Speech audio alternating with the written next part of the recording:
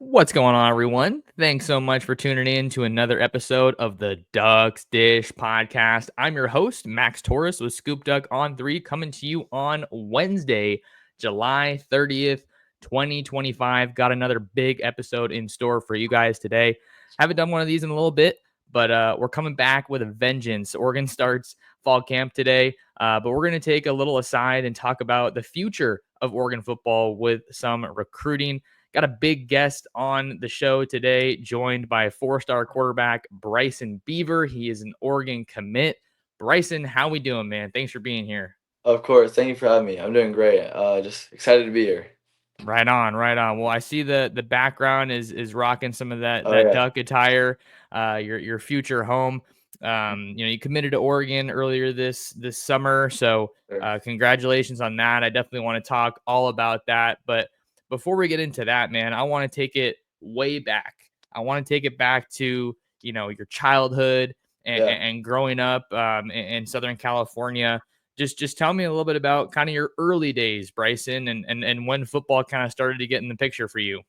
Okay. So I mean, like you said, growing up in Southern California, both my dad was a big sports guy growing up, but he was more of a baseball guy. And I mean, growing up, I played it all. Like I played baseball, football, basketball, even soccer a little bit.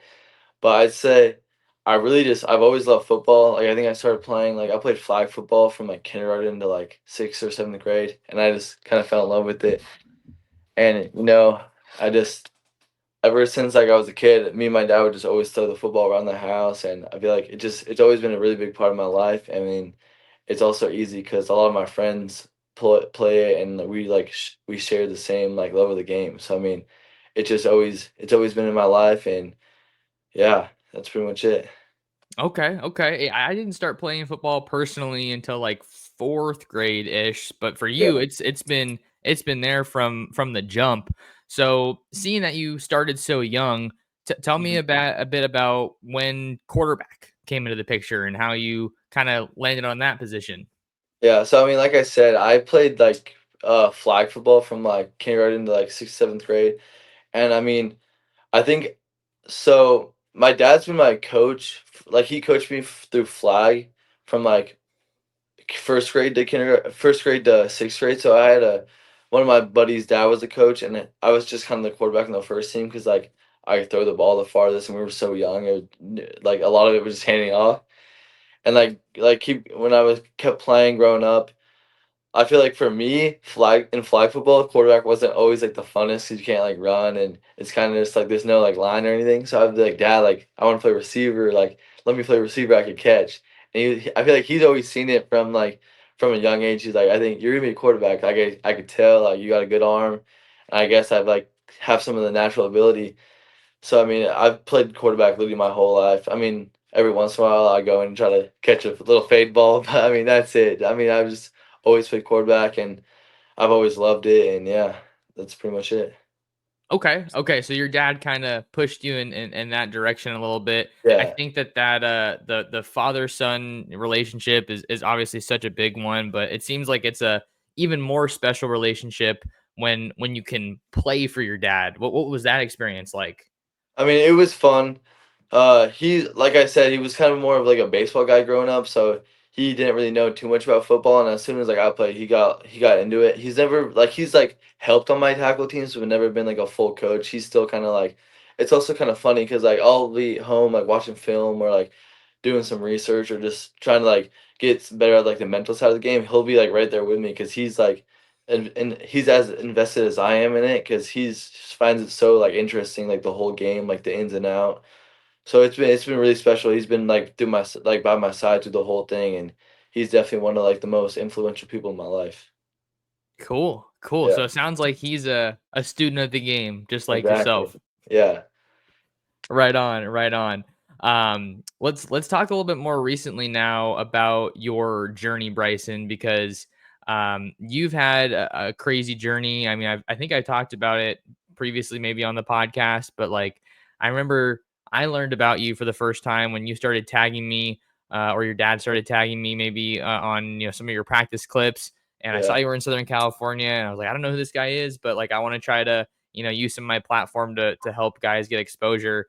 And then, fast forward now and you're committed to Oregon. So Yeah. that I don't know if you knew that, but like that was definitely felt like a full circle moment seeing that I covered the Ducks. No, yeah, it's definitely because me and my dad also, like, helps me run my Twitter, so we both kinda do it, and, I remember just, like, from, like, when we very first started it, I would see, like, you reposted it or, like, commented, I'd be like, "Oh my gosh, dad, like, Max Torres just repost my Twitter thing," and I'm like, it would be, like, crazy because I mean, I was, like I feel like it's kinda, like, known that I was, like, a late bloomer kinda in, like, the recruiting process, but, I mean, it was funny, and I just you've always been super helpful, like, with all that, and so, yeah, I really appreciate that, but it's Of funny. course. Of Yeah, course, man. I'm happy to help any way that I can. So let's dig into it a little bit, man, because seeing that you were a late bloomer, I mean, I don't know. I feel like a year ago, you can correct me if I'm wrong. I feel like you were definitely a lesser known commodity, for right? sure, As it for pertains sure. to Southern California recruits and top quarterbacks. But you commit to Boise State, you go to the Elite 11 finals, and you end up committing to the Ducks. So just I guess kind of wherever you want to start, man. I'd love to hear about this recruiting journey because it sounds like it was quite the twists and turns and journey for you.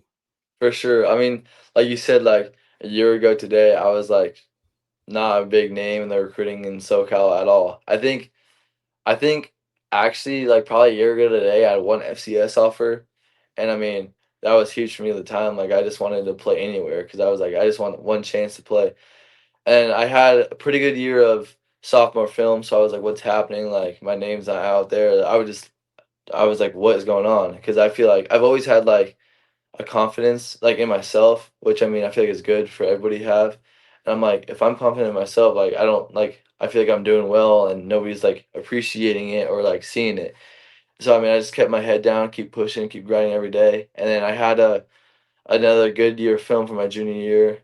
We made it pretty far in the playoffs, like the semifinals, so that was pretty good. That helped a little bit.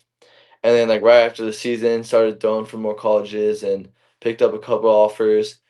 And then I was like feeling pretty good about myself, like finally getting some traction a little bit. But I'd say for me, like the thing that kind of took off my recruitment, I would say was I'd say I had a good regional out of the elite 11 in the Bay. I had a good day there. That kind of like I heard my name getting talked about a little bit, and then when I got the official invite after like all the regionals were done, like that also helped my name. And then I did pretty well at the elite 11 finals, and then I feel like it just kind of like everything kind of took off from there. Yeah, yeah. So just I mean, for you, Bryson, it's like you committed to Boise State, and then Oregon's calling, Alabama's calling, Ole Miss is calling. I hmm mean, what did that feel like? Was it overwhelming, or was it just so exciting that you kind of forget about that stuff? I mean, I'd say it was definitely exciting. Like I feel like that's every football player's like dream. Is just to like have a chance to play at those schools. But it was also a little overwhelming at the time because I like at the time I was committed to Boise and I was trying to like deal with it the best I could with like other schools calling me. And so like me and my parents were talking about it a lot like because I didn't want to be like unloyal to Boise or anything. So we ended up making a call to Boise and like letting him know like everything that was going on, and I just let him know I was like I just want to kind of like explore other options. Like I didn't want to like shut the door completely, but like I kind of put them in a weird spot. Like they can't just wait for me. Like they got to do what's best for themselves. So I totally see how they had to do that.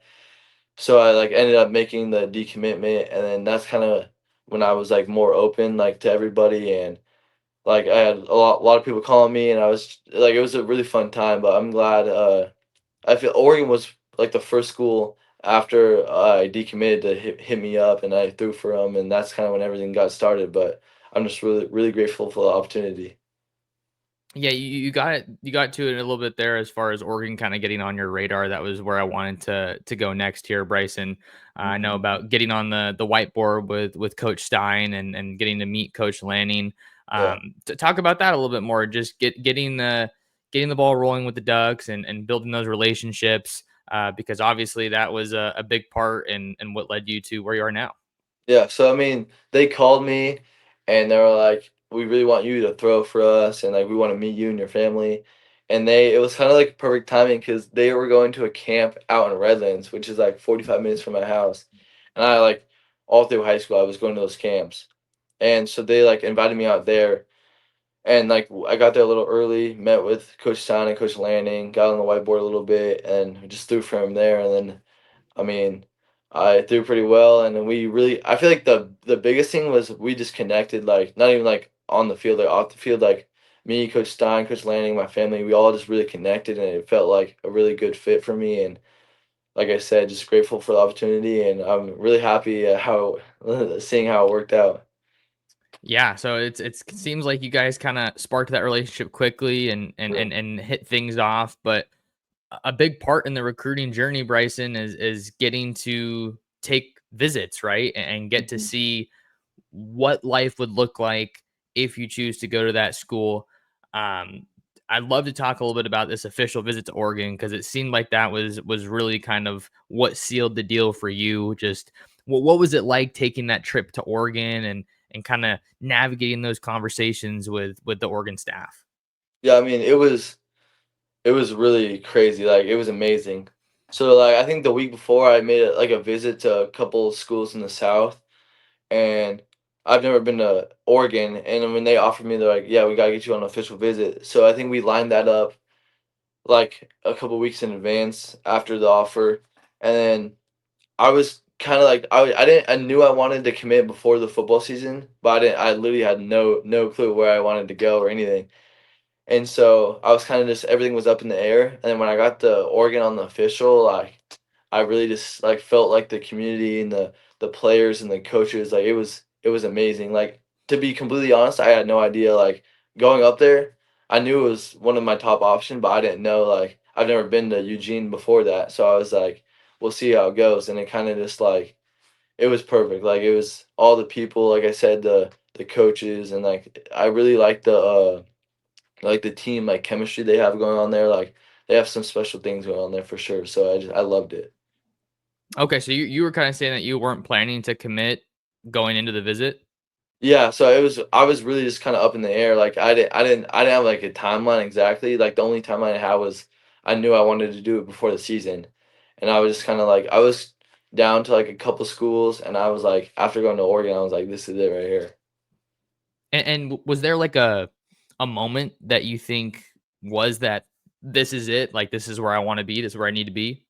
I mean, I would say the last I think the last full day of the official visit for dinner, like all the recruits and all the families went to Coach Lanning's house, and that was just like it just I feel like that kind of sums it up perfectly. Like it was just a great time. Like all the coaches are there. They have some players there. We're all just hanging out. Like Coach has a golf simulator at his house. People are shooting some hoops. Like it was a great time.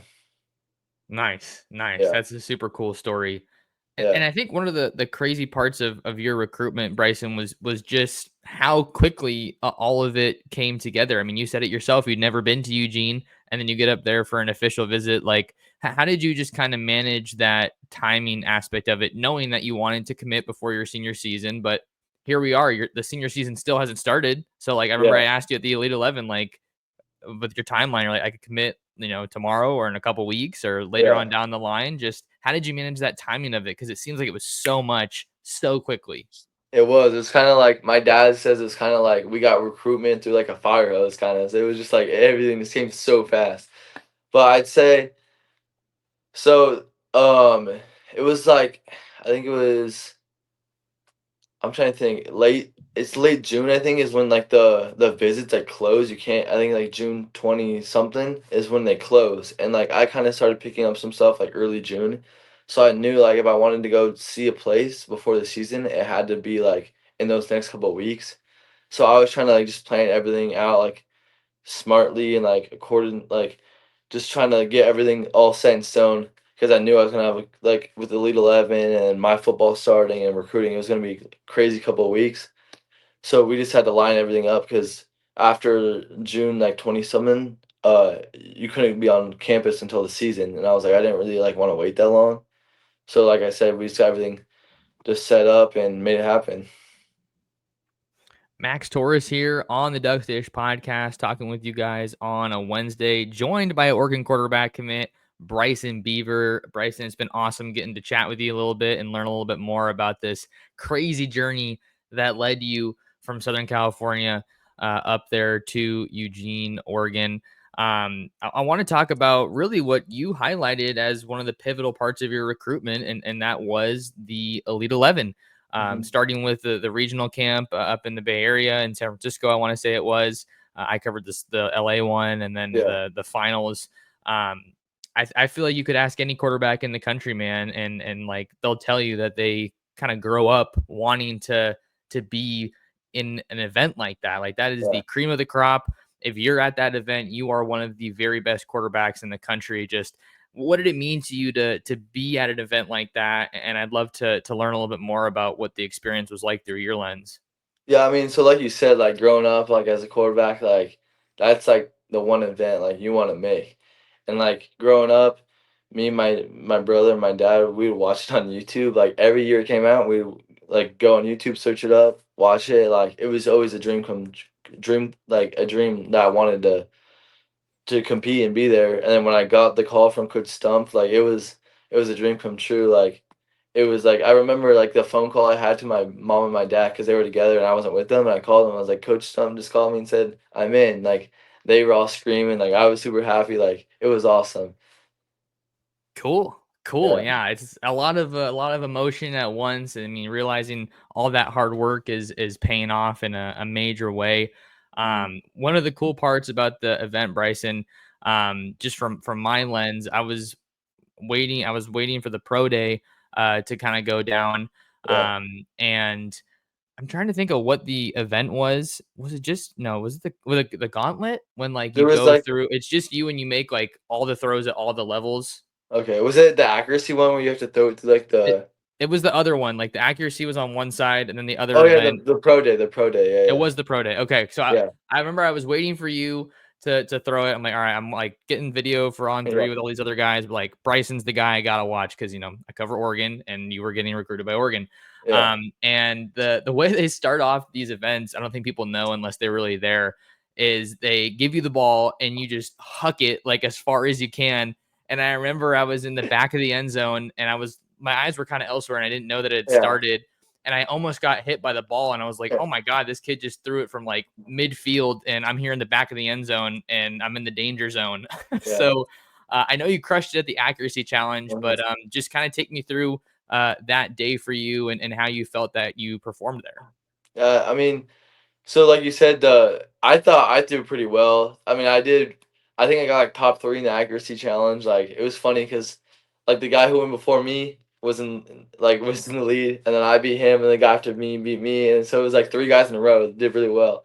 And so the pro day, like you start off, like you have like an option to like throw it from like the 50-yard line to like hit the goalpost, and so it's a big throw. So I was like, I mean, if you don't lose points, then I might as well try it. So I just like gave it a rip, and I didn't hit it, but I think I got pretty close. But yeah, it's just like a pro day, so you go through like all the throws, and it's not really like timed, but like, you can't like be like lackadaisical. You gotta like kind of get going, get your feet going. So I mean, that was definitely my favorite day of Elite 11 with the accuracy challenge of pro day. Like it was fun competing with all the best quarterbacks in the nation. That like some like we all dream of be going to the NFL Combine and doing the pro day and stuff like that. So it's kind of fun doing that with all the other guys. You mentioned competing, and like that's obviously the center point of the event, Bryson, but like just as a kid, man, like you get to meet people from Yeah. all over the country. Like there were guys there from Georgia, from Florida, from Ohio, Texas.